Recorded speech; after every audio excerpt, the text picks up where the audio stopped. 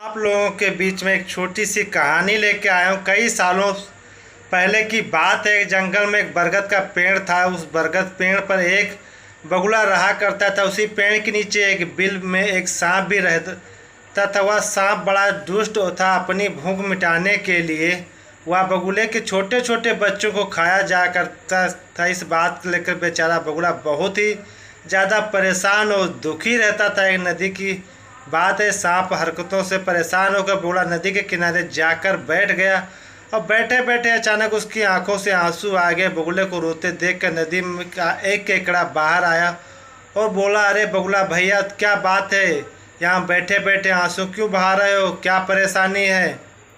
केकड़े ने की बात सुनकर बगुला बोला, क्या बताऊँ केकड़े भाई, मैं तो सांप से परेशान आ गया हूँ।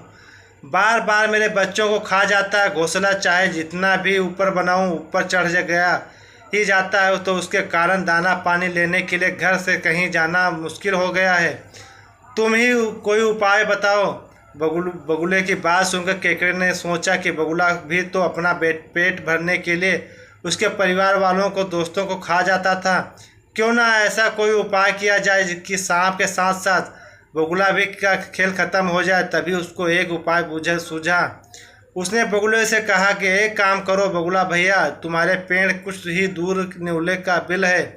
तुम उस सांप के लिए बिल को लेकर उस नेवले बिल तक मांस के टुकड़े बिछा दो। जो नेवला जब मांस खाते खाते उस सांप के बिल तक जाएगा और सांप को भी मार देगा। बगुला यह उपाय सही लगा और उसने ठीक वैसा ही किया जैसे केकड़े ने कहा, लेकिन उसका परिणाम उसे भी भुगतना पड़ा। मांस के टुकड़े खाते खाते जब नेवले को पेड़ के पास आया तो उसके सांप के साथ साथ बगुले को भी अपना शिकार बना लिया।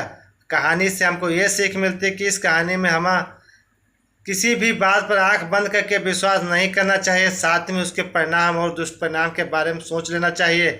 आपको कहानी कैसी है, पसंद लगी, हमारे चैनल बने रहने के। ओके, थैंक यू, धन्यवाद, बाय।